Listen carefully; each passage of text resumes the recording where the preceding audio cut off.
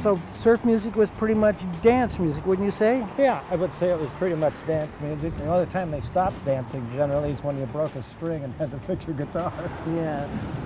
So it's been kind of, surf music's been stereotyped with reverb and instrumentals, but in reality you do Chuck Berry and Little Richard, you do all kinds of songs, Buddy Holly songs, anything that would make people dance. And you did vocals and instrumentals. Surf music came in, we were really popular, and then the British invasion came in.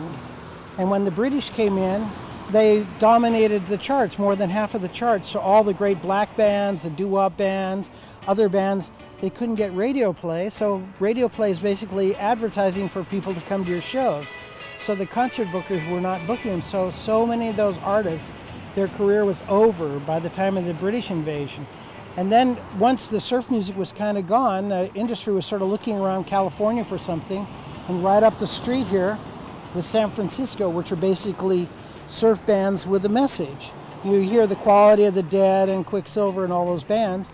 They're basically play as good or not as good as the surf bands, but they have something to say. And because of Vietnam and marijuana and psychedelics and all that kind of stuff, people felt like we felt like we had to say something meaningful. And then that was gone about 1967, 68 by the time Woodstock came along. And the whole industry died. And then you thought, then they went to the next thing, and then new wave, and people would say, what do you think of new wave? And I said, I'm part of the permanent wave. Herman, what do you want to do today? Well, surfing or music, what do you reckon? Let's play music for a while. Okay, I know, great song. Drum song, famous in the States. Yeah. Goes like this. I know that song. I recorded that 20 years ago. By the time the 80s rolled around, you realized that, well, people were still going to Grateful Dead shows, or people still wanted to hear surf music. So the population and industry grew really wide, so you could have the San Francisco sound, you could have the instrumental sound, you could have folky sound, you could have novelty sounds, and you could have country.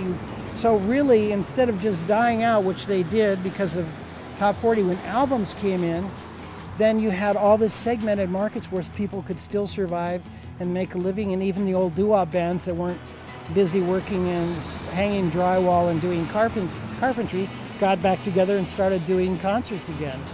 So all of it still exists. It came, it went, and then it came back again. So instead of one thing at a time, it was all. And that's the way it is now, I think, in my humble opinion.